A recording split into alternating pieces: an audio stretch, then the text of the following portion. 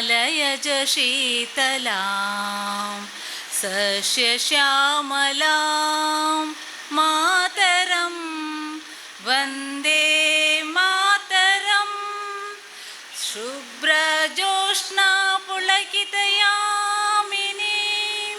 पुल्लकुसुमित द्रुमदलशोभिनीं सुमासिनीं सुमधुरभाषिणी सुखदां वरदां मातरं वन्दे मातरं वन्दे मातरಂ. ಭೋಲೋ ಭಾರತ್ ಮಾತಾ ಕಿ. ಇವತ್ತು ನಾವೆಲ್ಲ ಸೇರಿರುವಂಥ ವಿಷಯ ನಿಮಗೆಲ್ಲ ತಿಳಿದಿದೆ. ಬಹುಶಃ ಚುನಾವಣೆಯ ದಿನಾಂಕ ಹತ್ತಿರ ಬರ್ತಾ ಇದೆ. 26ರಂದು ನಾವು ಮತದಾನವನ್ನು ಮಾಡಲಿಕ್ಕೆ ಕಾತರರಾಗಿದ್ದೇವೆ. ಹೆಚ್ಚು ನಮ್ಮ ತಾಲೂಕಿನಲ್ಲಿ ಹೆಚ್ಚು ಮತದಾರರಿರುವಂಥ ಕ್ಷೇತ್ರ ನಮ್ಮದು. ಮಹಿಳೆಯರ ಮತದಾನ ಅತಿ ಮುಖ್ಯ. ಬಹುಶಃ ನಮ್ಮ ಕೇಂದ್ರದ ನಾಯಕರಾಗಿರುವಂಥ ಶ್ರೀಯುತ ನರೇಂದ್ರ ಮೋದಿಯವರನ್ನು ಮತ್ತೊಮ್ಮೆ ನಾವು ಪ್ರಧಾನಿಯನ್ನಾಗಿ ಮಾಡಬೇಕು. ನಮ್ಮೆಲ್ಲರ ಮಹಿಳೆಯರ ಪಾತ್ರ ಹಿರಿದಾಗಿದೆ. ಬಹುಶಃ ನರೇಂದ್ರ ಮೋದಿಯವರು ಪ್ರಧಾನಿಯಾದ ಮೇಲೆ ನಾವು ಮಹಿಳೆಯರಿಗೆ ತಂದಂಥ ಜನಪ್ರಿಯ ಅವರ ಯೋಜನೆಗಳನ್ನು, ಜನಪರ ಯೋಜನೆಗಳನ್ನು ನಾವು ನೋಡಿದ್ದೇವೆ. ಮಹಿಳೆಯರಿಗೆ 33% ಮೀಸಲಾತಿಯನ್ನು ತಂದು ಹೆಚ್ಚು ಅವರ ಇಲ್ಲಿಯ ಒಂದು MP ಯನ್ನು ಹಿಡಿದು ಎಲ್ಲರಲ್ಲಿಯೂ ಕೂಡ ಪಂಚಾಯತ್ ಇರ್ಬೋದು, ಸ್ಥಳೀಯ ಚುನಾವಣೆ ಇರ್ಬೋದು, ಜನಪ್ರತಿನಿಧಿಯಾಗಿ ಎಲ್ಲದರಲ್ಲಿಯೂ ಮಹಿಳೆಯರು ಮೇಲುಗೈಯನ್ನು ಸಾಧಿಸ್ತಾ ಇದ್ದಾರೆ. ಮತ್ತು ಹೆಚ್ಚಿನ ಅಧಿಕಾರದಲ್ಲಿ ಬಹುಶಃ ಪಂಚಾಯತ್ನ ಅಧ್ಯಕ್ಷರಾಗಿರ್ಬೋದು ಅಥವಾ ಕೌನ್ಸಿಲರ್ ಆಗಿರ್ಬೋದು, ಹೆಚ್ಚಿನ ಮೀಸಲಾತಿ ನಮಗೆ ಮಹಿಳೆಯರಿಗೆ ಸಿಕ್ಕಿದೆ. ಮತ್ತು ಮಹಿಳೆಯರನ್ನು ಹೆಚ್ಚು ಗೌರವದಿಂದ ನೋಡುವಂಥ ಪಕ್ಷ BJPಯ ಜನತಾ ಪಾರ್ಟಿ ನಮ್ಮದು. ಬಹುಶಃ ಇವತ್ತು ಜನಪರ ಕ್ಷೇತ್ರದಾದ್ಯಂತ ನಮಗೆ ಗೊತ್ತಿರುವ ಹಾಗೆ ಯಾವ ಪ್ರಧಾನಿಗೂ ಕೂಡ ಒಂದು ಮಹಿಳೆಯರು ಕಟ್ಟಿಗೆಯಲ್ಲಿ ಒಂದು ಬೆಂಕಿಯನ್ನು ಮಾಡ್ತಾರೆ, ಅದರ ಹೊಗೆ ಆರೋಗ್ಯಕ್ಕೆ ಹಾನಿಕಾರಕ ಅಂತೇಳಿ ನಮ್ಮ ಯಾವ ಪ್ರಧಾನಿಗೂ ಅನ್ನಿಸ್ತಿರಲಿಲ್ಲ. ಬಹುಶಃ ನರೇಂದ್ರ ಮೋದಿಯವರ ಒಂದು ನೇತೃತ್ವದ ಕೇಂದ್ರ ಸರ್ಕಾರ ಬಂದ ಕೂಡಲೇ ಉಜ್ವಲ ಅನ್ನುವ ಯೋಜನೆಯ ಮೂಲಕ ಪ್ರತಿ ಮನೆಗೆ ಅದರ ಮೊದಲು ತಗೊಂಡಾಗಿದೆ. ಅದರ ನಂತರದಲ್ಲಿ ನಾವು ಯಾರದೆಲ್ಲ ಪಂಚಾಯತಿಂದ ಗ್ರಾಮ ಪಂಚಾಯತಿಂದ ಪಟ್ಟಿಯನ್ನು ಕೊಟ್ಟಿದೆ ಅವರೆಲ್ಲರಿಗೆ ಉಜ್ವಲ ಯೋಜನೆ ಮೂಲಕ ಫ್ರೀಯಾಗಿ ಗ್ಯಾಸ್ ಕನೆಕ್ಷನನ್ನು ಕೊಟ್ಟಂಥ ಒಂದು ಸರ್ಕಾರ ಇದ್ದರೆ ಅದು ನಮ್ಮ ನರೇಂದ್ರ ಮೋದಿಯವರ ನೇತೃತ್ವದ ಕೇಂದ್ರ ಸರ್ಕಾರ.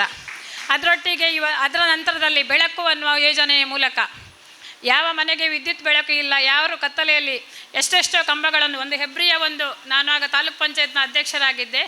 ಹೆಬ್ರಿಯ ಒಂದು ಮನೆಗೆ 14 ಕಂಬಗಳನ್ನು ಹಾಕಿ, ಅದು ಕುಗ್ರಾಮ ಅಂತೇಳಿದರೆ ಅಲ್ಲಿ ಕರೆಂಟಿನ ವ್ಯವಸ್ಥೆ ಇಲ್ಲ. ಆ ಹಳ್ಳಿಗೆ 14 ಕಂಬಗಳನ್ನು ಹಾಕಿ ಒಂದು ಮನೆಗೆ ಕರೆಂಟನ್ನು ಕೊಟ್ಟಿದ್ದಾರೆ. ಅವರಿಗೆ ಹಣ ಕೊಟ್ಟು ಹಾಕಿಸೋದಾದರೆ ಬಹುಶಃ ಅದು ಆಗಲಿಕ್ಕಿಲ್ಲ. ಆದ್ದರಿಂದ ಸುಮಾರು ವರ್ಷದಿಂದ ಅವರು ಬೆಳಕಿಗಾಗಿ ಡೋರ್ ನಂಬರ್ ಇಲ್ಲ, ನಮಗೆ RTC ಆಗಲಿಲ್ಲ ಅನ್ನುವ ಸಮಸ್ಯೆ ಇದ್ದರೂ ಕೂಡ ಆ ಬೆಳಕು ಅನ್ನುವ ಯೋಜನೆಯ ಮೂಲಕ ಪ್ರತಿ ಮನೆಗೆ ವಿದ್ಯುತ್ ಸಂಪರ್ಕವನ್ನು ಕಲ್ಪಿಸಿಕೊಟ್ಟದ್ದು ಬೆಳಕು ಯೋಜನೆಯ ಮೂಲಕ ನಮ್ಮ ಸರ್ಕಾರ.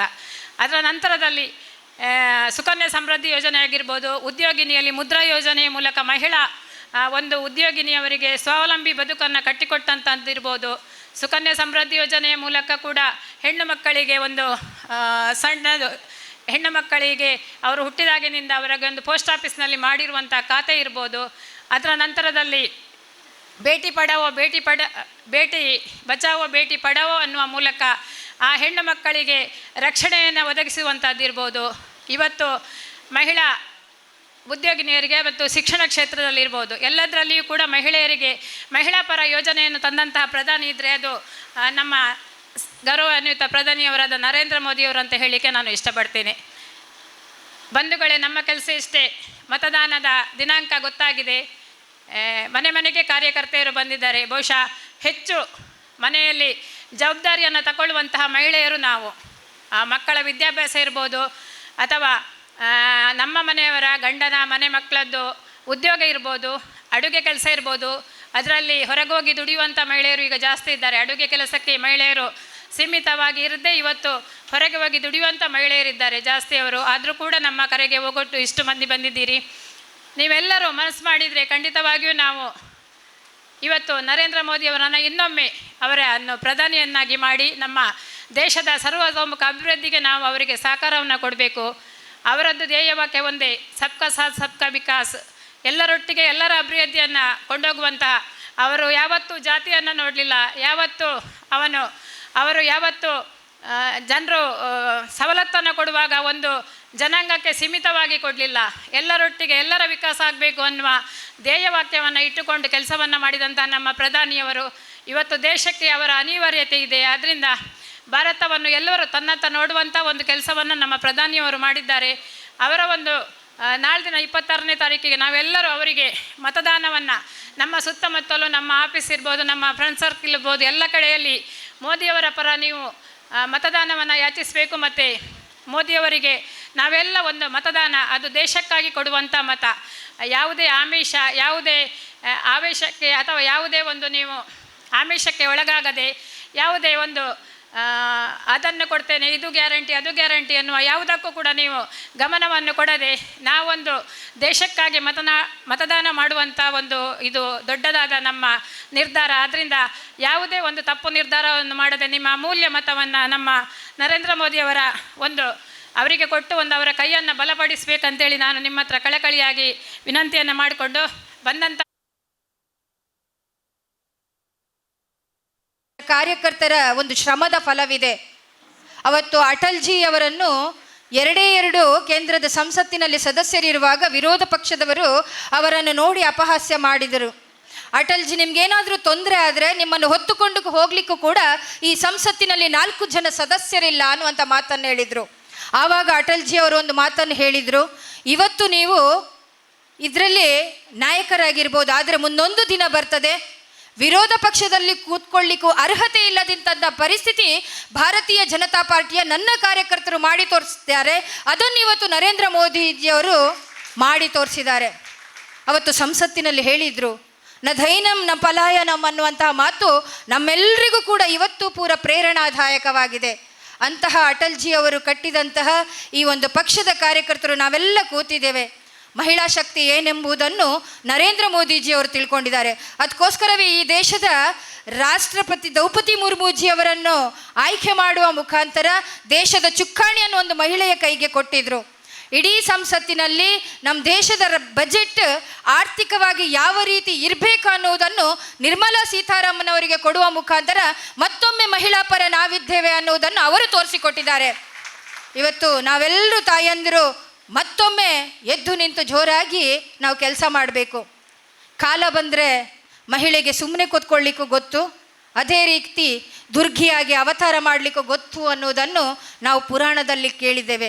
ಇವತ್ತು ಆ ಕಾಲ ಬಂದಿದೆ. ಯಾಕೆ ಈ ಮಾತನ್ನು ಹೇಳ್ತಾ ಇದ್ದೇನಂತೆ, 1-2 ದಿನದ ಹಿಂದೆ ನಡೆದಂತಹ ಹುಬ್ಬಳ್ಳಿಯಲ್ಲಿ ನಡೆದಂತಹ ಘಟನೆ ನಿಜವಾಗ್ಲೂ ನಾವೆಲ್ಲ ತಾಯಂದಿರು ಅತ್ಯಂತ ನೋವಿನಿಂದ ಇರುವಂತಹ ಪರಿಸ್ಥಿತಿ. ಇವತ್ತು ನಮ್ಮ ಹೆಣ್ಣು ಮಕ್ಕಳು ಕಾಲೇಜಿಗೆ ಹೋದರೆ ಈ ರೀತಿಯ ಒಂದು ತೊಂದರೆಯಾಗಿ ಆಕೆ ಮನೆಗೆ ಬರುವುದಿಲ್ಲ ಅಂತ ಹೇಳಿದರೆ ನಮ್ಮ ರಾಜ್ಯದ ಪರಿಸ್ಥಿತಿ ಯಾವ ರೀತಿ ಇದೆ ಬಂಧುಗಳೇ. ಧರ್ಮದ ತನ್ನನ್ನು ಪ್ರೀತಿ ಮಾಡಲಿಲ್ಲ ಅಂತ ಹೇಳಿ ಒಂದು ಹೆಣ್ಣು ಮಗಳನ್ನು ಕೊಲೆ ಮಾಡುವಂಥ ವ್ಯವಸ್ಥೆಗೆ ಮದುವೆಯಾದ ತಾಯಂದಿರು ನಮ್ಮ ಪರವಾಗಿ ಪ್ರೀತಿ ಮಾಡಿದರೆ ಅವ್ರ ಜೊತೆ ಮದುವೆ ಆದರೆ ಮತಾಂತರ ಆಗಲಿಲ್ಲ ಅನ್ನುವಂತಹ ಜೊತೆಗೆ ಅವರನ್ನು ಮತ್ತೊಮ್ಮೆ ತೊಂದರೆ ಕೊಡುವಂಥ ಈ ವ್ಯವಸ್ಥೆಯಲ್ಲಿ ನಾವೆಲ್ಲರೂ ತಾಯಂದಿರು ಎಚ್ಚರಿಕೆಯಿಂದ ಇರಬೇಕು. ಭಗವದ್ಗೀತೆಯಲ್ಲಿ ಶ್ರೀಕೃಷ್ಣ ಪರಮಾತ್ಮ ಒಂದು ಕಡೆ ಹೇಳ್ತಾ ಇರ್ತಾನೆ, ಯದಾ ಯದಾ ಹಿ ಧರ್ಮಸ್ಯ ಗ್ಲಾನಿರ್ಭವತಿ ಭಾರತ ಅಭ್ಯುತ್ಥಾನಂ ಧರ್ಮಸ್ಯ ತದಾತ್ಮಾನಂ ಸೃಜಾಮ್ಯಃ ಪರಿತ್ರಾಣಾಯ ಸಾಧೂನಾ ವಿನಾಶಾಯ ಚ ದುಷ್ಕೃತ್ಯ ಧರ್ಮ ಸಂಸ್ಥಾಪನಾರ್ಥಾಯ ಸಂಭವಾಮಿ ಯುಗೆ ಯುಗೆ. ಧರ್ಮದ ಸಂಸ್ಥಾಪನೆಗಾಗಿ ಮತ್ತೊಮ್ಮೆ ನಾನು ಅವತಾರ ಎತ್ತಿ ಬರ್ತಾ ಇದ್ದೇನಂತ. ಇವತ್ತು 500 ವರ್ಷದ ನಂತರ ಅಯೋಧ್ಯೆಯಲ್ಲಿ ರಾಮ ಮಂದಿರ ಆಗಿದೆ ಅಂತ ಹೇಳಿದರೆ, ಕಾಶಿ ವಿಶ್ವನಾಥನ ದೇವಾಲಯ ಆಗಿದೆ ಅಂತ ಹೇಳಿದರೆ, ಗುಜರಾತಿನ ಸೋಮನಾಥ ದೇವಾಲಯ ಅಭಿವೃದ್ಧಿ ಆಗಿದೆ ಅಂತ ಹೇಳಿದರೆ ಅದು ನರೇಂದ್ರ ಮೋದಿಜಿಯವರಿಂದ. ಅದಕ್ಕೋಸ್ಕರ ಈ ಧರ್ಮವನ್ನು ಕಾಯುವಂಥ ಕೆಲಸದಲ್ಲಿ ನಾವೆಲ್ಲರೂ ತಾಯಂದರು ಒಟ್ಟಾಗಬೇಕು ಅನ್ನುವಂತಹ ಮಾತನ್ನು ಹೇಳ್ತಾ ಇದ್ದೇನೆ. ಮೋದಿಜಿಯವರು ಮೊದಲನೇ ಬಾರಿಗೆ ಪಾರ್ಲಿಮೆಂಟಿಗೆ ಹೋದಾಗ ನಾವು ನೋಡಿದ್ವಿ. ಆ ಸಂಸತ್ತಿನ ಒಳಗೆ ಹೋದಾಗ ಅವರು ನಮಸ್ಕರಿಸಿ ಒಳಗೆ ಹೋದರು. ಅಷ್ಟೇ ಅಲ್ಲ, ಅವತ್ತು ಅವರು ನಿರ್ಧಾರ ಮಾಡಿದರು, ಸಂಸತ್ ಅಂತ ಹೇಳಿದರೆ ನನಗೆ ದೇವಸ್ಥಾನ ಇದ್ದ ಹಾಗೆ.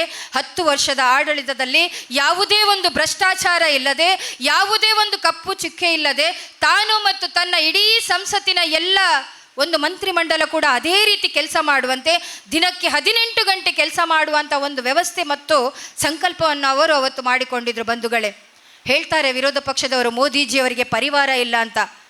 ನಾವು ವಿರೋಧ ಪಕ್ಷದವರಿಗೆ ಹೇಳ್ತೇವೆ ಮೋದಿಜಿಯವರಿಗೆ ಪರಿವಾರ ಇಲ್ಲ ಅಂತ, ನೀವು ಹೇಳ್ಬೋದು. ಆದರೆ ಇವತ್ತು ಇಡೀ ದೇಶದ ಜನರ ನಾವೆಲ್ಲರೂ ಮೋದಿ ಪರಿವಾರ ಆಗಿದ್ದೇವೆ ಅಂತ ಅತ್ಯಂತ ಹೆಮ್ಮೆಯಿಂದ ಹೇಳ್ಕೊಳ್ತಾ ಇದ್ದೇವೆ ಬಂಧುಗಳೇ. ನಮಗೆಲ್ಲೂ ಕೂಡ ಬೇಜಾರಿಲ್ಲ, ಎಲ್ಲೂ ಕೂಡ ನಮ್ಮನ್ನು ತಲೆ ತಗ್ಗಿಸುವಂಥ ಕೆಲಸವನ್ನು ಯಾವತ್ತೂ ನರೇಂದ್ರ ಮೋದಿಜಿ ಮಾಡಲಿಲ್ಲ. ಅದಕ್ಕೂ ಕೂಡ ಇವತ್ತು ನಾವು ಅತ್ಯಂತ ತಲೆ ಎತ್ತಿ ಹೇಳ್ತಾ ಇದ್ದೇವೆ, ನಮ್ಮ ನಾಯಕ ನರೇಂದ್ರ ಮೋದಿಜಿಯವರಂತ ಭಾರತ ಮಾತ್ರ ಅಲ್ಲ, ಇಡೀ ಜಗತ್ತಿನ ಎಲ್ಲ ರಾಷ್ಟ್ರಗಳಲ್ಲೂ ಕೂಡ ಹೇಳ್ತಾ ಇದ್ದಾರೆ. ಖಾಲಿ ಭಾರತದಲ್ಲಿ ಮಾತ್ರ ಹಿಂದೂ ದೇವಸ್ಥಾನವನ್ನು ಕಟ್ಟಿದಂಥ ಕೀರ್ತಿ ನರೇಂದ್ರ ಮೋದಿಗಲ್ಲ. ಪಕ್ಕದಲ್ಲಿರುವಂತಹ ಮುಸ್ಲಿಂ ರಾಷ್ಟ್ರ ಅರಬ್ ಕಂಟ್ರಿಯಲ್ಲೂ ಕೂಡ ಇವತ್ತು ದೇವಸ್ಥಾನವನ್ನು ತೆರೆಯುವಂಥ ಕೆಲಸದಲ್ಲಿ, ಆ ಕಾರ್ಯದಲ್ಲಿ ಭಾಗವಹಿಸುವ ಸಾಮರ್ಥ್ಯ ಇದೆ ಅಂತ ಹೇಳಿದರೆ ಅದು ನನ್ನ ದೇಶದ ನರೇಂದ್ರ ಮೋದಿಜಿಗೆ ಅಂತ ನಾನು ಅತ್ಯಂತ ಹೆಮ್ಮೆಯಿಂದ ಹೇಳ್ಕೊಳ್ತಾ ಇದ್ದೇನೆ ಬಂಧುಗಳೇ. ಚುನಾವಣೆ ಹತ್ತಿರ ಬರ್ತಾ ಇದೆ. ನಮ್ಮೆಲ್ಲರಿಗೂ ಗೊತ್ತಿದೆ ನಾವು ಹಾಕುವಂಥ ಒಂದು ಮತ, ನೀವೆಲ್ಲ ಕೆಲವರು ಎಣಿಸ್ಬೋದು ನಾನು ಹಾಕದಿದ್ದರೆ ಒಂದು ಮತ ಏನಾಗಬೇಕಂತ. ಸ್ವಲ್ಪ ಹಿಂದೆ ನಾವು ಸಿಂಹಾವಲೋಕನ ಮಾಡೋಣ. ಒಂದು ಮತದಿಂದ ಅವತ್ತು ಅಟಲ್ಜಿಯನ್ನು ಕೆಳಗಿಳಿಸಿದ್ರು. ಇವತ್ತು ನಾವು ಹಾಕುವಂಥ ಒಂದು ಮತ ಈ ದೇಶದ ಭದ್ರತೆ, ಈ ದೇಶದ ಸುರಕ್ಷತೆಯನ್ನು, ಮತ್ತೊಮ್ಮೆ ನಮ್ಮ ದೇಶವನ್ನು ಅಭಿವೃದ್ಧಿಗೊಳಿಸುವ ನಿಟ್ಟಿನಲ್ಲಿ ಮೋದಿಜಿಯವರಿಗೆ ನಾವು ಮತವನ್ನು ಹಾಕಬೇಕಾಗಿದೆ. ನಾಳ್ದು 24 ತಾರೀಕಿನಂದು ಹಲವಾರು ಕಾರ್ಯಕ್ರಮಗಳು ನಮ್ಮಲ್ಲಿದೆ.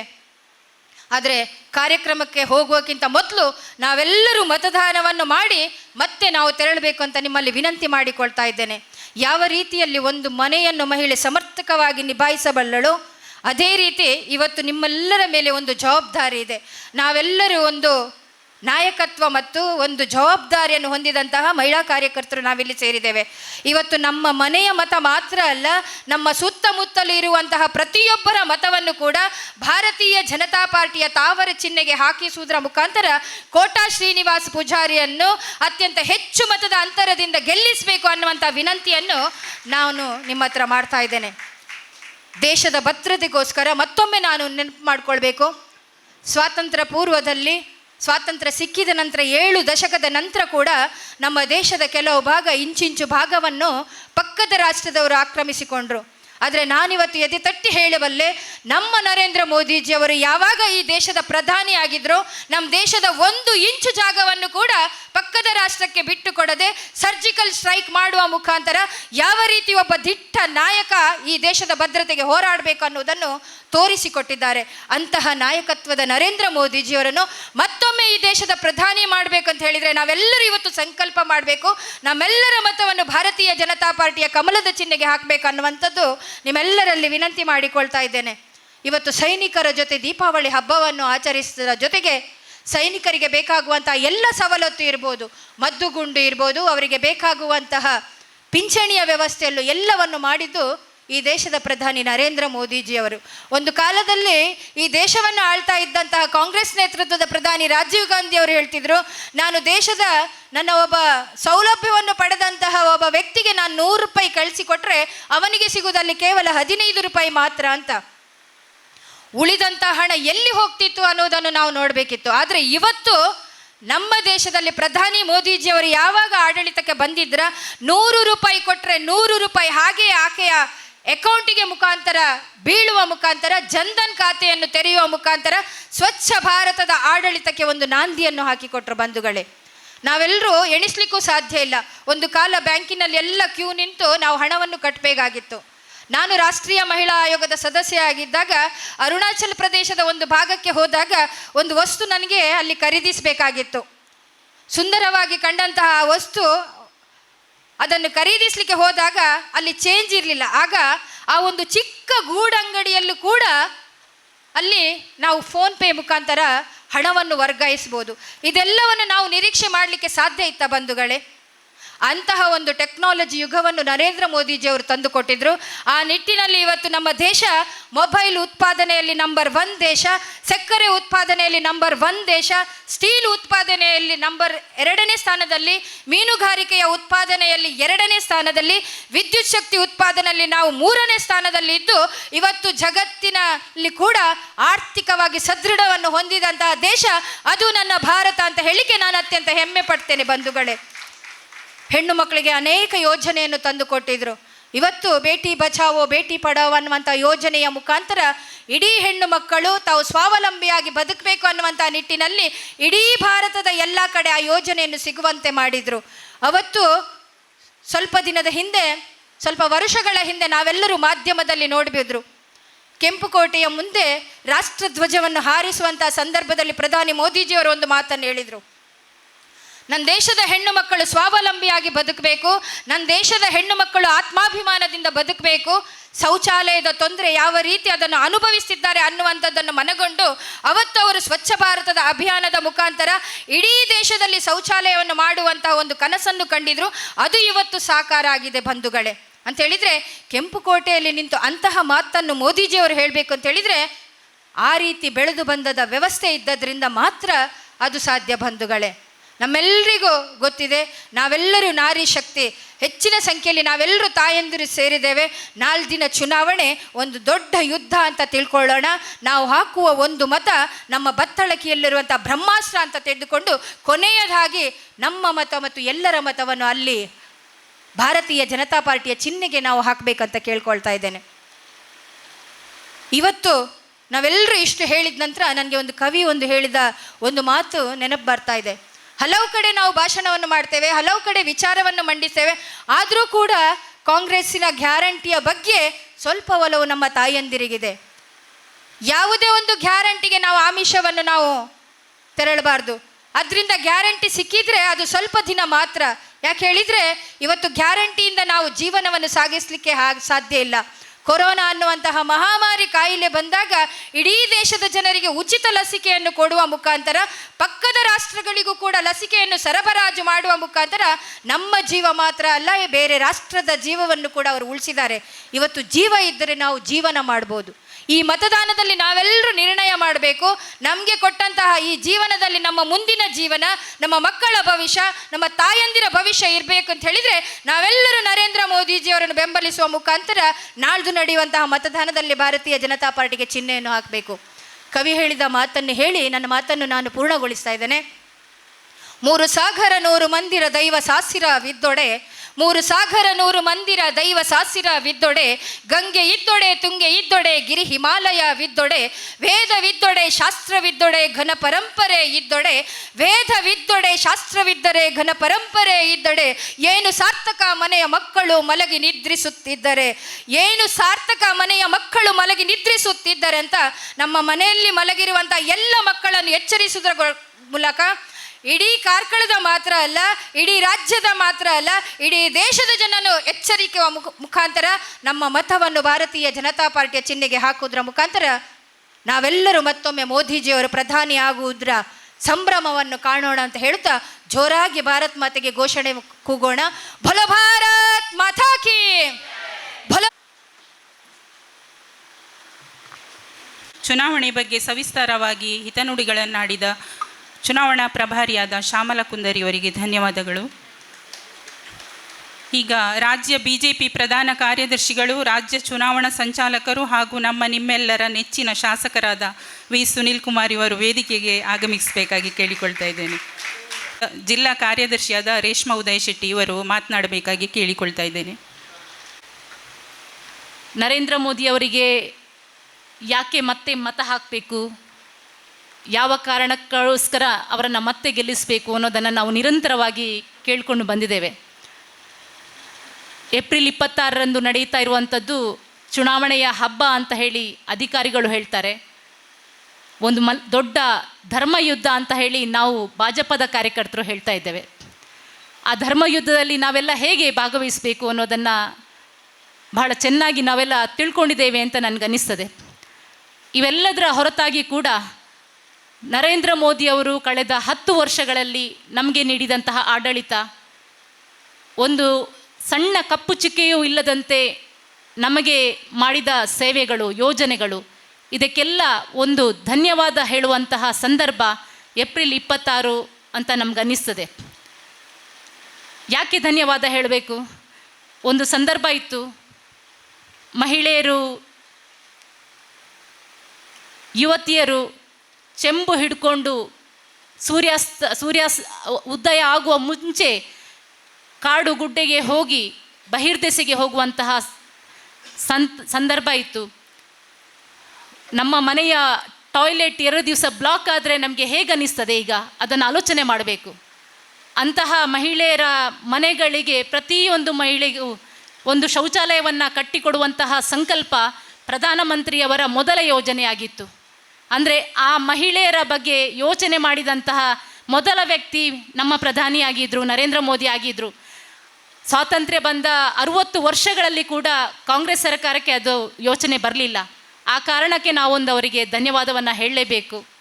ಉಜ್ವಲ ಯೋಜನೆಯ ಮೂಲಕ ಮಹಿಳೆಯರ ಕಣ್ಣೀರನ್ನು ಒರೆಸಿದಂತಹ, ಮಹಿಳೆಗೆ ಬರುವಂತಹ ಬೇರೆ ಬೇರೆ ರೋಗಗಳಿಂದ ಮುಕ್ತಿ ಕೊಟ್ಟಂತಹ ನರೇಂದ್ರ ಮೋದಿಯವರಿಗೆ ನಾವು ಧನ್ಯವಾದವನ್ನು ಹೇಳಬೇಕು. ಅದನ್ನು ನಾಳ್ದು 26ನೇ ತಾರೀಕು ಮತಗಟ್ಟೆಯಲ್ಲಿ ನಾವು ಧನ್ಯವಾದವನ್ನು ಹೇಳುವಂತಹ ಕೆಲಸವನ್ನು ಮಾಡಬೇಕು.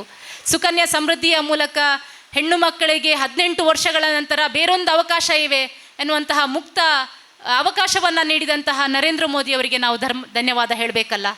ಆಯುಷ್ಮಾನ್ ಯೋಜನೆಯ ಮೂಲಕ ನಮ್ಮ ಆರೋಗ್ಯಕ್ಕೊಂದು ಕವಚವನ್ನು ಕೊಟ್ಟಂತಹ ನರೇಂದ್ರ ಮೋದಿಯವರಿಗೆ ನಾವು ಧನ್ಯವಾದ ಹೇಳಬೇಕು ಅಂತ ನಮ್ಗೆ ಅನ್ನಿಸೋದಿಲ್ವಾ? ಬೇರೆ ಬೇರೆ ಯೋಜನೆಗಳನ್ನು ಇವತ್ತು ನಮಗೆ ನರೇಂದ್ರ ಮೋದಿಯವರು ಕೊಟ್ಟಿದ್ದಾರೆ. ಕೊರೋನಾ ಸಂದರ್ಭದಲ್ಲಿ ನಮಗೆ ಪುನರ್ಜೀವನವನ್ನು ಕೊಟ್ಟಂತಹ ನರೇಂದ್ರ ಮೋದಿ, ಬೇರೆ ಬೇರೆ ದೇಶಗಳು, ಬಲಿಷ್ಠ ದೇಶಗಳ ಮಹಿಳೆಯರೆಲ್ಲರೂ ಜನರೆಲ್ಲರೂ ಆಕ್ಸಿಜನ್ ಇಲ್ಲದೆ ಪರದಾಡ್ತಾ ಇದ್ದಂತಹ ಸಂದರ್ಭದಲ್ಲಿ ನಮ್ಮ ದೇಶದ ಜನರು ಯಾವುದೇ ತೊಂದರೆ ಆಗಬಾರದು ಅಂತ ಹೇಳಿ ನಮ್ಮ ದೇಶದ ಜನರಿಗೆ ವಿಶೇಷವಾದಂತಹ ಲಸಿಕೆಯನ್ನು ಕೊಟ್ಟಿದ್ದು, ನಮ್ಮ ದೇಶದ ಮನೆಯಲ್ಲಿ ಬಟ್ಟಲಲ್ಲಿ ಅನ್ನ ಖಾಲಿಯಾಗಬಾರ್ದು ಅನ್ನುವಂತಹ ಉದ್ದೇಶದಿಂದ ಗರೀಬ್ ಕಲ್ಯಾಣ ಯೋಜನೆಯ ಮೂಲಕ ಅಕ್ಕಿಯನ್ನು ಉಚಿತವಾಗಿ ಕೊಟ್ಟಿದ್ದು, ಈ ಥರ ನಮಗೆ ಬಹಳ ಅವಶ್ಯಕ ಇರುವಂತಹ ಯೋಜನೆಗಳನ್ನು ಕೊಟ್ಟಂತಹ ನರೇಂದ್ರ ಮೋದಿಯವರಿಗೆ ಧನ್ಯವಾದದ ರೂಪದಲ್ಲಿ ನಾವು ಒಂದು ಮತವನ್ನು ಹಾಕಿಸುವ ಕೆಲಸವನ್ನು ನಾವೆಲ್ಲ ಕಾರ್ಯಕರ್ತರು ಮಾಡಬೇಕು ಅಂತ ಹೇಳಿ ನಮ್ಗೆ ಅನಿಸೋದಿಲ್ವಾ? ಎಲ್ಲವೂ ಅನ್ನಿಸ್ತದೆ ನಮಗೆ, ಮೋದಿಯವರು ಮತ್ತೆ ಬರಬೇಕು, ಮತ್ತೆ ಗೆಲ್ಲಬೇಕು ಅಂತ ಹೇಳಿ. ನಾರಿ ಶಕ್ತಿಯ ಮೇಲೆ ವಿಶೇಷವಾಗಿ ನಂಬಿಕೆ ಇಟ್ಟುಕೊಂಡು ನಾರಿ ಶಕ್ತಿಗೆ ಯಾವ ಯೋಜನೆಗಳನ್ನು ಕೊಟ್ಟಿದ್ದಾರೋ ಅದೇ ಉತ್ಸಾಹದಿಂದ ಒಂದಷ್ಟು ಅಧಿಕಾರವನ್ನು ಕೂಡ ಕೊಟ್ಟದ್ದು ನರೇಂದ್ರ ಮೋದಿ ಮಾತ್ರ. ನಮಗೆ ನೆನಪಿರಬೇಕು, ವಿದೇಶಾಂಗ ಸಚಿವೆಯ ಖಾತೆ, ಹಣಕಾಸು ನಿರ್ವಹಣೆಯ ಖಾತೆ, ರಕ್ಷಣಾ ಮಂತ್ರಿಯ ಖಾತೆ, ಇವೆಲ್ಲವನ್ನು ಯಾವ ಕಾಲದಲ್ಲಿ ಮಹಿಳೆಯರಿಗೆ ಕೊಡಲಾಯಿತು ಅಂತ ಹೇಳಿದರೆ ನರೇಂದ್ರ ಮೋದಿಯವರ ಕಾಲದಲ್ಲಿ ಕೊಡಲಾಯಿತು. ಅದಕ್ಕಿಂತ ಮುಂಚೆ ಯಾವ ಮಹಿಳೆಯರ ಮೇಲೂ ಕೂಡ ಯಾರಿಗೂ ಕೂಡ ನಂಬಿಕೆ ಇರಲಿಲ್ಲ. ಇಡೀ ರಕ್ಷಣೆಯ ವ್ಯವಸ್ಥೆಯನ್ನು ಮಹಿಳೆ ಮಾಡ್ತಾಳೆ ಅಂತ ಹೇಳಿ ಮೊದಲು ನಂಬಿದ್ದು ನರೇಂದ್ರ ಮೋದಿಯವರು. ಮತ್ತೆ ಮಹಿಳೆಯರಿಗೆ ಅಧಿಕಾರ ಕೊಡಬೇಕು ಅಂತ ಹೇಳಿ ಯಾವತ್ತಿನಿಂದಲೂ ಚರ್ಚೆಯಲ್ಲಿದ್ದಂತಹ 33% ಮೀಸಲಾತಿಯನ್ನು ತರುವಲ್ಲಿ ಕೂಡ ಪ್ರಯತ್ನ ಮಾಡಿದ್ದು ಮತ್ತು ಅದನ್ನು ಅನುಷ್ಠಾನಗೊಳಿಸಿರುವಂಥದ್ದು ನರೇಂದ್ರ ಮೋದಿಯವರು. ನಾರಿ ಶಕ್ತಿಯ ಮೇಲೆ ವಿಶೇಷವಾಗಿ ನಂಬಿಕೆ ಇರುವಂಥದ್ದು ನರೇಂದ್ರ ಮೋದಿಯವರಿಗೆ. ಆ ಕಾರಣಕ್ಕೆ ನಾವೊಂದು ಧನ್ಯವಾದದ ರೂಪದಲ್ಲಿ ನಮ್ಮ ಮತವನ್ನು ನೀಡಲಿಕ್ಕೆ ನಮ್ಮ ಮಹಿಳೆಯರಿಗೆ, ನಮ್ಮ ಊರಿನ ಮಹಿಳೆಯರಿಗೆ ನಾವು ಕನ್ವಿನ್ಸ್ ಮಾಡುವಂತಹ ಕೆಲಸವನ್ನು ಮಾಡಬೇಕು. ನಮ್ಗೆ ಅನ್ನಿಸ್ತದೆ, ಹೌದು, ರಾಮ ಮಂದಿರ ಕಟ್ಟಿದ್ದಾರೆ, ದೇಶವನ್ನು ಒಳ್ಳೆಯ ರೀತಿಯಲ್ಲಿ ಮುನ್ನಡೆಸ್ತಾ ಇದ್ದಾರೆ, ದೇಶದ ಭದ್ರತೆ ಮಾಡ್ತಾ ಇದ್ದಾರೆ ನರೇಂದ್ರ ಮೋದಿಯೇ ಮತ್ತೆ ಪ್ರಧಾನಿ ಆಗಬೇಕು ಅನ್ನೋದರಲ್ಲಿ ಯಾವುದೇ ಸಂಶಯ ಇಲ್ಲ. ಆದರೆ ಎಲ್ಲೋ ಒಂದು ಕಡೆ ಗ್ಯಾರಂಟಿಗಳು ನಮಗೆ ಒಂದು ಸ್ವಲ್ಪ ನಮ್ಮ ಮನಸ್ಸನ್ನು, ಮಹಿಳೆಯರ ಮನಸ್ಸನ್ನು ಚಂಚಲಗೊಳಿಸ್ತಾ ಇರೋದು ಕೂಡ ನಮಗೆ ಗೊತ್ತಿದೆ. ಒಂದು ಸ್ಪಷ್ಟವಾಗಿ ನಾವು ಅದನ್ನು ಮನವರಿಕೆ ಮಾಡಬೇಕು. ಈ ಗ್ಯಾರಂಟಿಗಳಿಗೂ ಈ ಚುನಾವಣೆಗಳಿಗೂ ಸಂಬಂಧ ಇಲ್ಲ. ಗ್ಯಾರಂಟಿ ನಡೆದಿರುವಂಥದ್ದು ರಾಜ್ಯ ಸರ್ಕಾರದ ಚುನಾವಣೆಗೆ, ಅದಕ್ಕೆ ನಾವು ಓಟು ಕೊಟ್ಟಾಗಿದೆ. ರಾಜ್ಯ ಸರ್ಕಾರದಲ್ಲಿ ಕಾಂಗ್ರೆಸ್ ಬಂದಾಗಿದೆ. ಅದು 5 ವರ್ಷಕ್ಕೆ ನಡೆಯುವಂತಹ ಗ್ಯಾರಂಟಿಗಳನ್ನು ಅವರು ಕೊಡಲೇಬೇಕು. ಆದರೆ ಈ ಚುನಾವಣೆ ಇರುವಂಥದ್ದು ದೇಶಕ್ಕೆ ಸಂಬಂಧಪಟ್ಟು, ಒಂದು ದೇಶಕ್ಕೆ ನಾಯಕನನ್ನು ಆರಿಸುವ ಬಗ್ಗೆ ನಮ್ಮ ಚುನಾವಣೆ ನಡಿಬೇಕು. ಅಷ್ಟಕ್ಕೂ ನಮಗೆ ಆ ಗ್ಯಾರಂಟಿಗಳು ಸಾಕ ಅನ್ನೋದರ ಬಗ್ಗೆ ನಾವು ಆಲೋಚನೆ ಮಾಡಬೇಕು. ನಮ್ಮ ಹೆಣ್ಣು ಮಕ್ಕಳು ಶಾಲೆಗೆ ಹೋಗಿ ಅಲ್ಲಿ ಕಲಿತಾ ಇರಬೇಕಾದ್ರೆ ಅಲ್ಲಿ ಈ ಕಾಂಗ್ರೆಸ್ನ ಸಹೋದರರು ಬಂದು ನನ್ನನ್ನು ಪ್ರೀತಿಸು ಅಂತ ಹೇಳಿ ಆ ಹೆಣ್ಣು ಮಗು ನಿರಾಕರಿಸಿದರೆ, ಅವರನ್ನು 9 ಸಾರಿ 10 ಸಾರಿ ಚುಚ್ಚಿ ಕೊಲೆ ಮಾಡಿದರೆ ಆ ಥರ ಆಗೋದಿಲ್ಲ ಅನ್ನೋಂತಹ ಗ್ಯಾರಂಟಿಯನ್ನು ಇವತ್ತು ಸರ್ಕಾರ ಕೊಡ್ತದ, ಕಾಂಗ್ರೆಸ್ ಸರ್ಕಾರ ಕೊಡ್ತದ? ಈ ಪ್ರಶ್ನೆಯನ್ನು ನಮಗೆ ಮಾಡಲಿಕ್ಕೆ ಸಾಧ್ಯ ಇದೆಯಾ? ನಮ್ಮ ಹೆಣ್ಣು ಮಗು ಶಾಲೆಯಲ್ಲಿ ಹೋಗಿ ಶೌಚಾಲಯಕ್ಕೆ ಹೋದರೆ ಅಲ್ಲಿ ಕಾಂಗ್ರೆಸ್ನ ಸಹೋದರರು ಬಂದು ವಿಡಿಯೋ ಮಾಡಿ ಅದನ್ನು ವೈರಲ್ ಮಾಡೋದಿಲ್ಲ ಎನ್ನುವಂತಹ ಕಾಂಗ್ರೆಸ್ನ ಭರವಸೆ, ಗ್ಯಾರಂಟಿ ಸರ್ಕಾರ ಕೊಡ್ತದ ಅನ್ನೋದರ ಬಗ್ಗೆ ನಾವು ಆಲೋಚನೆ ಮಾಡಬೇಕು. ನಮ್ಮ ಗಂಡು ಮಕ್ಕಳು ಜೈ ಶ್ರೀರಾಮ್ ಅಂತ ಹೇಳಿದರೆ, ಹಣೆಗೆ ತಿಲಕ ಹಾಕಿದರೆ, ಅವರನ್ನು ಅಡ್ಡ ಕಟ್ಟಿ, ಅವರನ್ನು ಸತಾಯಿಸಿ, ಅವರಿಗೆ ಪೆಟ್ಟು ಹಾಕಿ, ಅವರನ್ನು ತೊಂದರೆ ಕೊಡೋದಿಲ್ಲ ಅನ್ನುವಂತಹ ಗ್ಯಾರಂಟಿಯನ್ನು ಈ ಸರ್ಕಾರ ಕೊಡಲಿಕ್ಕೆ ಸಾಧ್ಯ ಇಲ್ಲ. ಈ ಕಾಂಗ್ರೆಸ್ ಸರ್ಕಾರ ಕೊಡಲಿಕ್ಕೆ ಸಾಧ್ಯ ಇದೆಯೋ ಅನ್ನೋಂಥ ಪ್ರಶ್ನೆಯನ್ನು ನಾವು ಹಾಕ್ತಾ ಹೋದರೆ, ಗ್ಯಾರಂಟಿಗಳು ಯಾವುದು ಮುಖ್ಯ, ಯಾವ ಗ್ಯಾರಂಟಿ ನಮ್ಮ ಜೀವನಕ್ಕೆ ಬೇಕು, ಯಾವ ಗ್ಯಾರಂಟಿ ನಮ್ಮ ಭದ್ರತೆಗೆ ಬೇಕು ಅನ್ನೋದರ ಬಗ್ಗೆ ನಮಗೆ ಅರಿವಾಗಬಹುದು. ಬಹುಶಃ ನೀವೆಲ್ಲ ಸೇರಿರುವಂಥದ್ದು ಇಲ್ಲಿ ಕಾರ್ಯಕರ್ತರು, ನಮಗೆ ಅರ್ಥ ಆಗ್ತದೆ. ಉಳಿದ ಸಂದರ್ಭದಲ್ಲಿ ಆದರೆ ಚಂದ ಮಾಡಿ ಸೀರೆ ಹಾಕಿ ಅಲಂಕಾರ ಮಾಡಿ ಬಂದು ಕೂತ್ಕೊಳ್ತಾ ಇರುವಂತಹ ಸಂದರ್ಭ. ಆದರೆ ಇವತ್ತೆಲ್ಲರೂ ಬೆಳಿಗ್ಗೆ 1 ರೌಂಡ್ ಫೀಲ್ಡ್ ಮುಗಿಸಿ, 1 ರೌಂಡ್ ಮನೆ ಸಂಪರ್ಕ ಮುಗಿಸಿ, ಚೂಡಿದಾರ ಹಾಕಿಕೊಂಡು ಶಾಲ್ ಹಾಕಿಕೊಂಡು ನಾವು ಬಂದಿದ್ದೇವೆ. ಒಂದು ರಾಮ ಸೇತು ಕಟ್ಟಬೇಕಾದ್ರೆ, ಶ್ರೀಲಂಕಾಕ್ಕೆ ರಾಮ ಸೇತು ಕಟ್ಟಬೇಕಾದ್ರೆ ಒಂದು ಘಟನೆ ನಡೀತದೆ, ನಮಗೆಲ್ರಿಗೂ ಗೊತ್ತಿದೆ. ಒಂದು ಅಳಿಲು ಬಂದು ಸಣ್ಣ ನೀರಲ್ಲಿ ಮುಳುಗಿ ಹೊರಳಾಡಿಕೊಂಡು ಒಂದಷ್ಟು ಹೊಯ್ಗೆಯನ್ನು ತಂದು ಹಾಕ್ತದಂತೆ.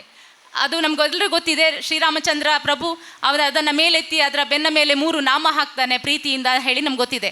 ಇದನ್ನೆಲ್ಲ ನೋಡ್ತಾ ಇದ್ದಂಥ ಒಂದು ಕಪಿ, ದೊಡ್ಡ ದೊಡ್ಡ ಕಲ್ಲುಗಳನ್ನು ಸಮುದ್ರಕ್ಕೆ ಹಾಕ್ತಾ ಇದ್ದಂತಹ ಒಂದು ಕಪಿ ಮಂಗ ಕೇಳ್ತದಂತೆ ಅಳಿಲಿಗೆ, ನೀನೇನು ಬಹಳ ದೊಡ್ಡ ಕೆಲಸ ಮಾಡಿದೀಯಾ, ನಾನಾದರೆ ದೊಡ್ಡ ದೊಡ್ಡ ಕಲ್ಲು ತಗೊಂಡು ಹೋಗಿ ಇಟ್ಟಿದ್ದೇನೆ, ಹಾಕಿದ್ದೇನೆ, ಸೇತುವೆ ಕಟ್ಟಿದ್ದೇನೆ, ನಿಂದೇನು ಮಹಾ, ಒಂದಷ್ಟು ಹೊಯ್ಗೆ ಹಾಕಿದರೆ ಸೇತುವೆ ಆಗಿ ಹೋಗ್ತದಾ ಅಂತ ಕೇಳ್ತದಂತೆ. ಆಗ ಆ ಅಳಿಲು ಹೇಳ್ತದೆ, ನನಗೂ ಗೊತ್ತಿದೆ ನಾನು ಹಾಕಿದಂತಹ ಹೊಯ್ಗೆಯಿಂದ ಏನೂ ಆಗೋದಿಲ್ಲ, ಅದರಿಂದ ಸೇತುವೆ ಕಟ್ಟೋದಿಲ್ಲ ಆಗೋದಿಲ್ಲ ಅಂತ ಹೇಳಿ. ಆದರೆ ಇದೊಂದು ಅಧರ್ಮದ ವಿರುದ್ಧ ಧರ್ಮದ ಯುದ್ಧ, ಇದೊಂದು ದುಷ್ಟ ಜನರ ವಿರುದ್ಧ ಒಂದು ಧರ್ಮದ ಯುದ್ಧ.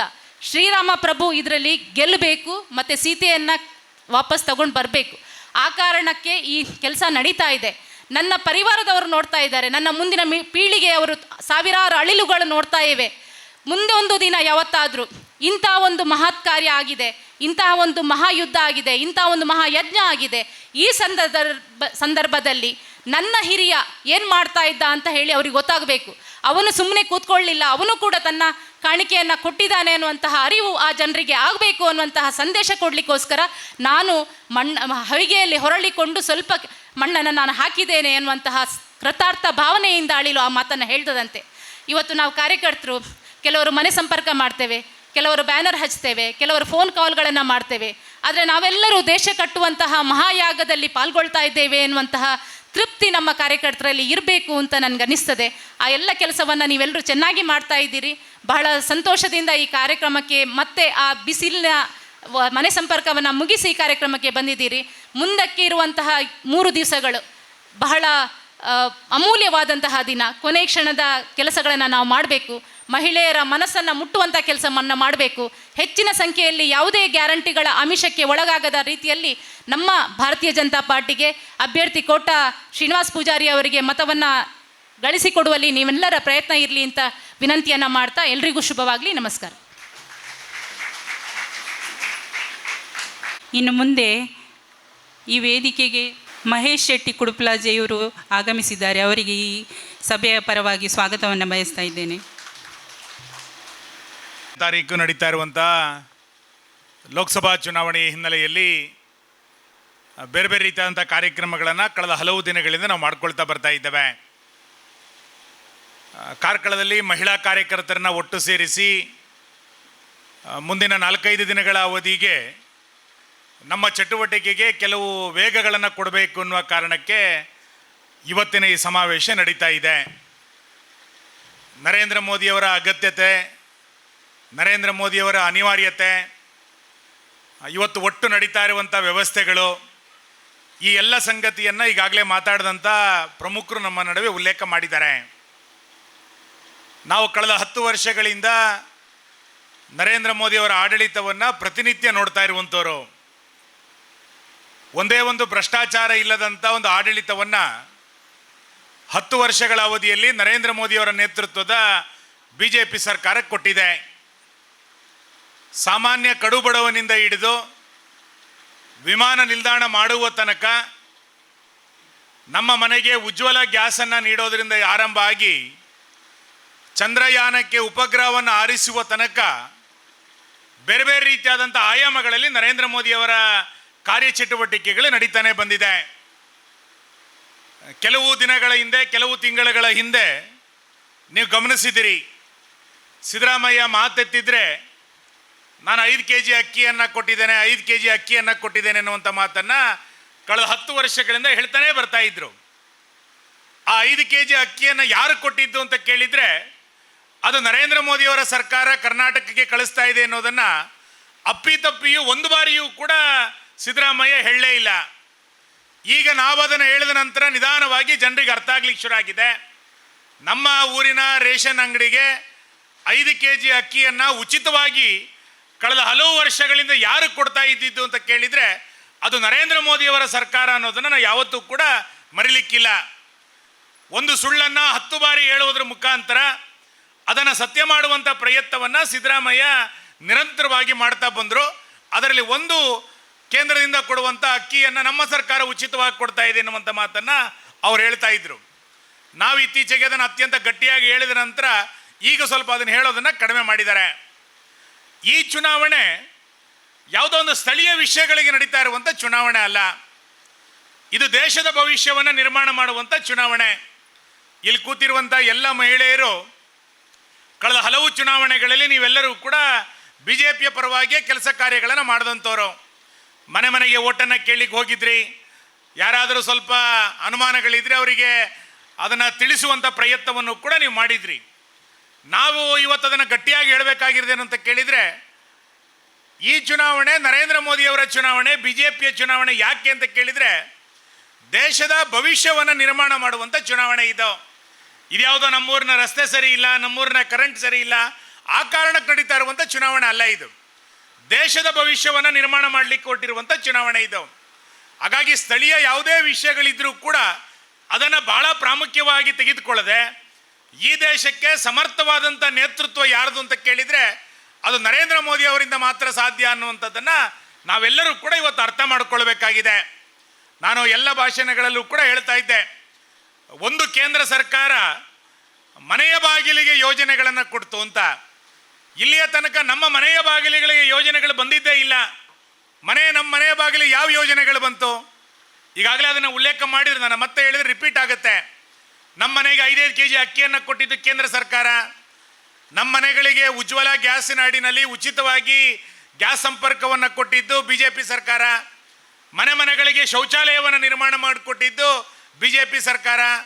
ಈಗ ಜಲ್ ಜೀವನ್ ಮಿಷನ್ ಯೋಜನೆ ಅಡಿನಲ್ಲಿ ಎಲ್ಲರ ಮನೆ ಬಾಗಿಲಿಗೆ ನಲ್ಲಿ ನೀರಿನ ಪೈಪನ್ನು ಹಾಕ್ತಾ ಇರುವಂಥದ್ದು BJP ಸರ್ಕಾರ. ಈ ರೀತಿ ಮನೆ ಬಾಗಿಲಿಗೆ ಒಂದು ಕೇಂದ್ರ ಸರ್ಕಾರ ಹಲವು ಯೋಜನೆಗಳನ್ನು ಇವತ್ತು ಬೇರೆ ಬೇರೆ ಆಯಾಮಗಳ ಮುಖಾಂತರ ಕೊಡುವಂಥ ಪ್ರಯತ್ನವನ್ನು ಇವತ್ತು ಮಾಡ್ತಾ ಬಂದಿದೆ. ಕೊರೋನಾ ಇವತ್ತು ನಮಗೆ ಮರ್ತೋಗಿದೆ. ಕಳೆದ 5 ವರ್ಷಗಳ ಹಿಂದೆ ಆದಂಥ ಕೊರೋನಾ ನಮಗೆ ಇವತ್ತು ಮರ್ತೋಗಿರ್ಬೋದು. ಆದರೆ ಅವತ್ತು ಲಸಿಕೆಯೇ ಸಿಗೋದಿಲ್ಲ, ಒಂದು ಮಾಸ್ಕ್ ಸಿಗೋದಿಲ್ಲ ಅನ್ನುವಂಥ ವಾತಾವರಣ ಆರಂಭದಲ್ಲಿತ್ತು. ನಾವು ಇಲ್ಲಿ ಕೂತಿರುವಂಥವ್ರು ತುಂಬ ಜನ ಮಾಸ್ಕ್ಗಳನ್ನು ಒಲ್ದು ಕೊಟ್ವಿ. ಆರಂಭದ ದಿನಗಳಲ್ಲಿ ಮಾಸ್ಕೇ ಸಿಗ್ತಿರಲಿಲ್ಲ. ಅಂಥ ಸಂದರ್ಭದಲ್ಲಿ ಇಷ್ಟು ದೊಡ್ಡ ದೇಶಕ್ಕೆ 150 ಕೋಟಿ ಜನರಿಗೆ ಉಚಿತವಾಗಿ ಲಸಿಕೆಗಳನ್ನು ಪೂರೈಸಿದಂಥ ಯಾವುದಾದ್ರೂ ಒಂದು ಸರ್ಕಾರ ಜಗತ್ತಿನಲ್ಲಿದ್ದರೆ, 150 ಕೋಟಿ ಲಸಿಕೆಯನ್ನು ಉಚಿತವಾಗಿ ಕೊಟ್ಟಂಥ ಜಗತ್ತಿನ ಯಾವುದಾದ್ರೂ ದೇಶ ಇದ್ದರೆ ಅದು ಭಾರತ ಮಾತ್ರ. ನರೇಂದ್ರ ಮೋದಿ ಇದ್ದಿದ್ದ ಕಾರಣಕ್ಕೋಸ್ಕರ ನಮಗೆ ಲಸಿಕೆಗಳು ಲಭ್ಯ ಆಗಲಿಕ್ಕೆ ಸಾಧ್ಯ ಆಯಿತು. ಈ ರೀತಿ ನೂರಾರು ಯೋಜನೆಗಳನ್ನು ಕೇಂದ್ರ ಸರ್ಕಾರ ಕೊಡ್ತಾ ಬಂದಿದೆ. ಇದನ್ನು ಅರ್ಥ ಮಾಡಿಕೊಂಡು ನಾವು ಇದನ್ನು ಜನರಿಗೆ ತಿಳಿಸುವಂಥ ಪ್ರಯತ್ನವನ್ನು ಇವತ್ತು ಮಾಡಬೇಕು. ಸಹಜ, ಮಹಿಳೆಯರಿಗೆ ಕರ್ನಾಟಕದ ಗ್ಯಾರಂಟಿ ಯೋಜನೆಗಳು ಸ್ವಲ್ಪ ಡಿಸ್ಟರ್ಬ್ಗಳನ್ನು ಮಾಡ್ತಾ ಇರ್ಬೋದು. ಸ್ವಲ್ಪ ನಮಗೆ ಅದರಿಂದ ಒಳ್ಳೆಯದಾಗಿದೆ ಅನ್ನುವಂಥ ಭಾವನೆಗಳನ್ನು ತುಂಬ ಜನ ಹೇಳ್ತಾ ಇರ್ಬೋದು. ಒಂದು ಮನೆಯಲ್ಲಿ ಒಬ್ಬಳು ಮಹಿಳೆಗೆ 2,000 ರೂಪಾಯಿ ಕೊಟ್ಟ ತಕ್ಷಣವೇ ಅದು ಇಡೀ ಬದುಕು ನಡೆಯುತ್ತೆ, ಅದರಲ್ಲಿ ಇಂತೇನಿಲ್ಲ. ಮತ್ತು ಗ್ಯಾರಂಟಿಗೂ ಈ ಚುನಾವಣೆಗೂ ಸಂಬಂಧಗಳಿಲ್ಲ. ಇದು ಕೇಂದ್ರದ ಚುನಾವಣೆ ಅನ್ನೋದು ನಾನು ಮತ್ತೆ ಸ್ಪಷ್ಟ ಮಾಡ್ತಾ ಇದ್ದೀನಿ. ಆದರೆ ಒಂದು ಕೈನಲ್ಲಿ 2,000 ರೂಪಾಯಿಯನ್ನು ಕೊಟ್ಟು ಇನ್ನು 6-7,000 ರೂಪಾಯಿಯನ್ನೇ ಹೇಗೆ ಈ ಸರ್ಕಾರ ಕಿತ್ಕೊಂಡಿದೆ? ಎಷ್ಟು ದೊಡ್ಡ ಪ್ರಮಾಣದಲ್ಲಿ ಬೆಲೆ ಏರಿಕೆಯನ್ನು ಜಾಸ್ತಿ ಮಾಡ್ತಾ ಬಂದಿದೆ. ಹಾಲಿನ ಬೆಲೆಯನ್ನು ಜಾಸ್ತಿ ಮಾಡ್ತು, ಕರೆಂಟ್ ಬಿಲ್ಲನ್ನು ಇವತ್ತು ಜಾಸ್ತಿ ಮಾಡ್ತು. ನಮ್ಮ ಮನೆಯ ಕರೆಂಟ್ ಬಿಲ್ ಬಂದಿರ್ಬೋದು, ಆದರೆ ನಮ್ಮ ಯಾರೋ ಮಕ್ಕಳು ಅಥವಾ ನಮ್ಮ ಗಂಡಂದಿರೋ ಇನ್ಯಾವುದೋ ಫ್ಯಾಕ್ಟ್ರಿಗಳಲ್ಲಿ, ಇನ್ಯಾವುದೋ ಅಂಗಡಿಗಳಲ್ಲಿ ಅವ್ರು ಕೆಲಸ ಮಾಡ್ತಾ ಇದ್ದರೆ, ಸ್ವಂತ ಉದ್ಯಮವನ್ನು ನಡೆಸ್ತಾ ಇದ್ದರೆ ಅದು ಕರೆಂಟ್ ಬಿಲ್ 4 ಪಟ್ಟು 5 ಪಟ್ಟು ಇವತ್ತು ಜಾಸ್ತಿ ಆಗಿರೋದನ್ನು ಕೂಡ ನಾವು ನೋಡ್ತಾ ಇದ್ದೀವಿ. ಮೊದಲು 2 ರೂಪಾಯಿಗೆ ಸಿಗ್ತಾ ಇದ್ದಂಥ RTCಗಳು ಇವತ್ತು 100 ರೂಪಾಯಿ ಕೊಡಬೇಕು. ಒಂದು RTC ತೆಗೆದುಬೇಕಾದ್ರೆ ಜನನ ಮರಣಗಳ ಅಫಿಡೇವಿಟನ್ನು ತೆಗಿಲಿಕ್ಕೆ ಮೊದಲು 10 ರೂಪಾಯಿ ಇತ್ತು, ಈಗ ಅದು 200 ರೂಪಾಯಿ ಆಗಿದೆ. ನಮ್ಮೆಲ್ಲ ಆಸ್ತಿ ತೆರಿಗೆಗಳು 3 ಪಟ್ಟು 4 ಪಟ್ಟು ಇವತ್ತು ಜಾಸ್ತಿ ಆಗಿರೋದನ್ನು ಕೂಡ ಕಾಣ್ತಾ ಇದ್ದೇವೆ.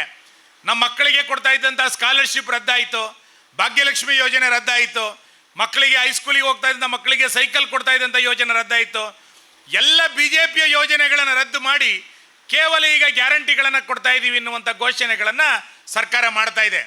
ಅಂದರೆ ಈ ಹಿಂದೆ ಉಚಿತವಾಗಿ ಕೊಡ್ತಾ ಇದ್ದಂಥ 10 ಯೋಜನೆಗಳು ಕ್ಯಾನ್ಸಲ್ ಆಯಿತು. 10 ಯೋಜನೆಗಳನ್ನು ರದ್ದು ಮಾಡಿ ಯಾವುದೋ ಒಂದು ಯೋಜನೆಯನ್ನು ಕೊಡ್ತಾ ಇದ್ದೀವಿ ಅಂತೇಳಿ ಇವತ್ತು ಸರ್ಕಾರ ಹೇಳ್ತಾ ಇದೆ. ಇದನ್ನು ಅರ್ಥ ಮಾಡ್ಕೊಳ್ಬೇಕಾಗಿರುವಂಥದ್ದು ನಮ್ಮೆಲ್ಲ ತಾಯಿಯಂದರ ಕೆಲಸ ಅಂತ ನಾನು ಅಂದ್ಕೊಳ್ತೇನೆ. ಕಳೆದ 9 ತಿಂಗಳಿನಲ್ಲಿ ರಾಜ್ಯ ಸರ್ಕಾರ ನಡ್ಕೊಂಡಂಥ ರೀತಿ, ಹುಬ್ಬಳ್ಳಿಯಲ್ಲಿ ಮಹಿಳೆಯನ್ನು ಬೆತ್ತಲೆ ಮಾಡಿ ಹಲ್ಲೆ ಮಾಡಿದಂಥ ಪ್ರಕರಣ, ಸರ್ಕಾರ ಅದನ್ನು ಎಷ್ಟು ಲಘುವಾಗಿ ತೆಗೆದುಕೊಳ್ತು. ಹಾವೇರಿನಲ್ಲಿ ಮಹಿಳೆಯನ್ನು ಬೆತ್ತಲೆ ಮಾಡಿ ಮೆರವಣಿಗೆ ಮಾಡಿದಂಥ ಪ್ರಕರಣ, ಸರ್ಕಾರ ಅದನ್ನು ಇಡೀ ಕೇಸ್ ಹಾಕಲ್ಲೇ ಮುಚ್ಚಾಕುವಂಥ ಪ್ರಯತ್ನವನ್ನು ಮಾಡ್ತು. ಮೊನ್ನೆ ಹುಬ್ಬಳ್ಳಿಯಲ್ಲಿ ನೇಹ ಅನ್ನುವಂಥ ಹೆಣ್ಣು ಮಗುವಿನ ಮೇಲೆ ಯಾವ ರೀತಿಯಾದಂಥ ಬರ್ಬರವಾದಂಥ ದಾಳಿ ಮಾಡಿ ಹತ್ಯೆ ಆಯಿತು.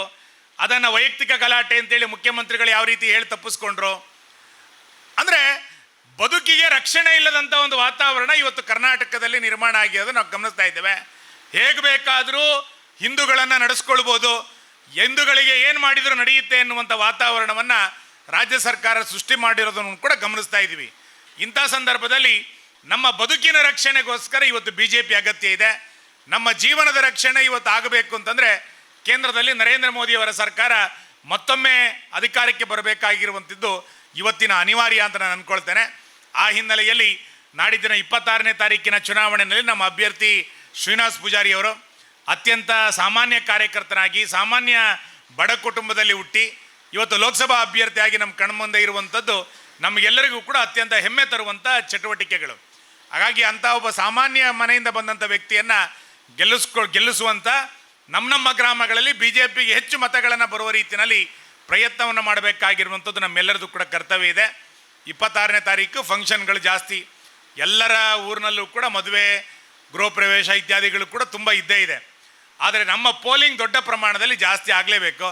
ಹಾಗಾಗಿ ನಮ್ಮ ಮನೆಗಳಲ್ಲಿ ಇವತ್ತು ನಾಳೆ ನಮ್ಮ ಮನೆಯ ಸುತ್ತಮುತ್ತ BJPಯ ಪರವಾಗಿ ಯಾಕೆ ಓಟ್ ಹಾಕಬೇಕು ಅನ್ನೋದನ್ನು ಸ್ವಲ್ಪ ಗಟ್ಟಿಯಾಗಿ ಹೇಳೋದ್ರ ಮುಖಾಂತರ ಒಂದು ಬದಲಾವಣೆಯನ್ನು ತರಬೇಕು.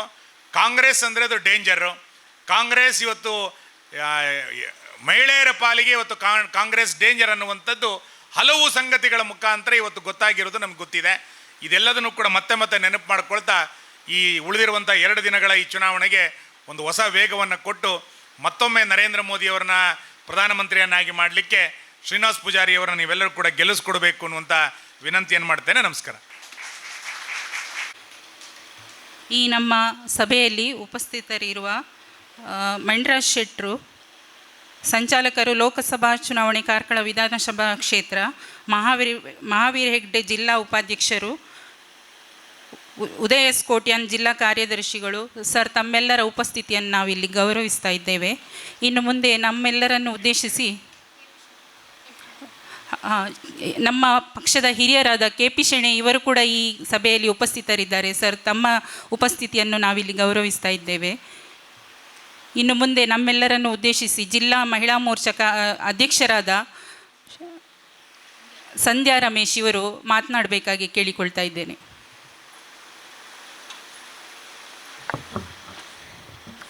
ಬೋಲೋ ಭಾರತ್ ಮಾತಾ ಕಿ. ಗಟ್ಟಿ, ಯಾಕಂದರೆ ಫಂಕ್ಷನಿಗೆ ಹೋಗ್ಲಿಕ್ಕಿದೆ ಅಲ್ಲ ನಿಮಗೆ. ಬೋಲೋ ಭಾರತ್ ಮಾತಾ ಕಿ.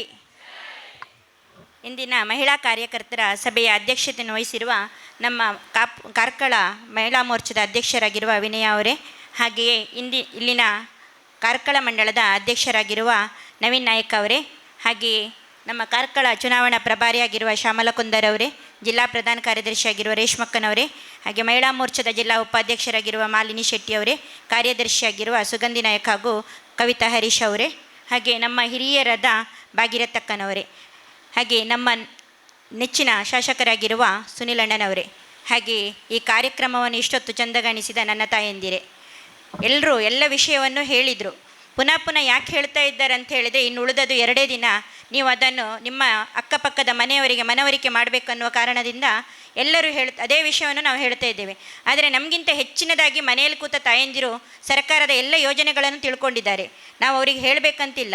ಆದರೂ ಒತ್ತಿ ಹೇಳಲಿಕ್ಕೆ ಕಾರಣ ಏನಂತ ಹೇಳಿದರೆ, ನಮಗೆ ತಾಯಂದಿರಿಗೆ ಭದ್ರತೆ ಬೇಕಂತಾದರೆ, ಮಹಿಳೆಯರಿಗೆ ಭದ್ರತೆಯಲ್ಲಿ ಬೇಕಂತಾದರೆ, ನಾವು ಇಷ್ಟು ನಿಶ್ಚಿಂತೆಯಿಂದ ಇಲ್ಲಿ ಕೂತ್ಕೊಂಡು ನೀವು ಅಲ್ಲಿ ಭಾಷಣ ಕೇಳಬೇಕಂತಾದರೂ, ನಾವಿಲ್ಲಿ ಕೂತ್ಕೊಂಡು ಭಾಷಣ ಮಾಡಬೇಕಂತಂದರೂ ನಮಗೆ ಮೋದಿ ಸರ್ಕಾರ ಬೇಕು. ಮೋದಿ ದೇಶದಲ್ಲಿ ಸರ್ಕಾರ ಬರಲಿಲ್ಲ ಅಂತಾದರೆ ನಾವು ಏನೆಲ್ಲ ಸಮಸ್ಯೆ ಅನುಭವಿಸ್ಬೇಕಂತ ಹೇಳಿ ಕಾಂಗ್ರೆಸ್ ಸರ್ಕಾರ 1 ವರ್ಷ ಆಗಲಿಲ್ಲ. ಇನ್ನು ಮೇ 13ಕ್ಕೆ ಅವರು ಗೆದ್ದು 1 ವರ್ಷ ಆಗೋದು.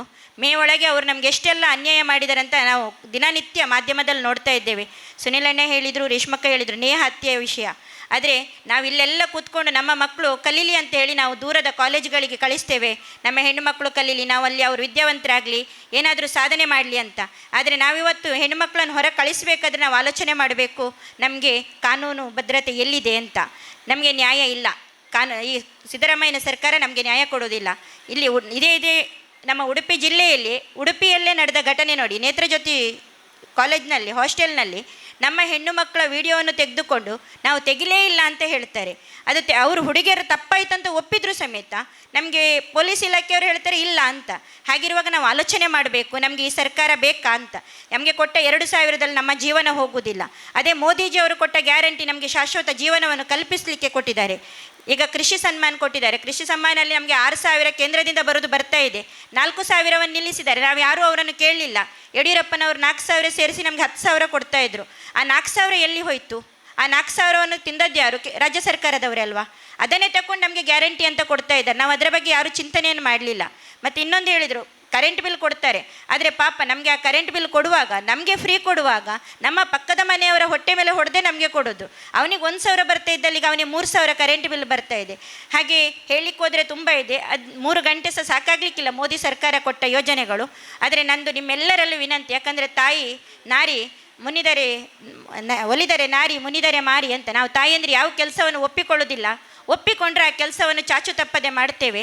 ಮತ್ತು ನಮ್ಮಲ್ಲಿದೆ ಶಕ್ತಿ. ಯಾಕಂತ ಹೇಳಿದರೆ ಪುರುಷರಿಗೆ ಮನೆ ಒಳಗೆ ಹೋಗಿ ಅವರಿಗೆ ತಾಯಂದ್ರಿಗೆ ಮನವೊಲಿಸಲಿಕ್ಕೆ ಕಷ್ಟ ಇದೆ. ಅದೇ ನಾವು ತಾಯಂದಿರು ಅವರ ಮನವೊಲಿಸಲಿಕ್ಕೆ ಹೆಮ್ಮೆ ಪಡ್ತೇವೆ. ನಮಗೆ ಸಾಧ್ಯ ಇದೆ.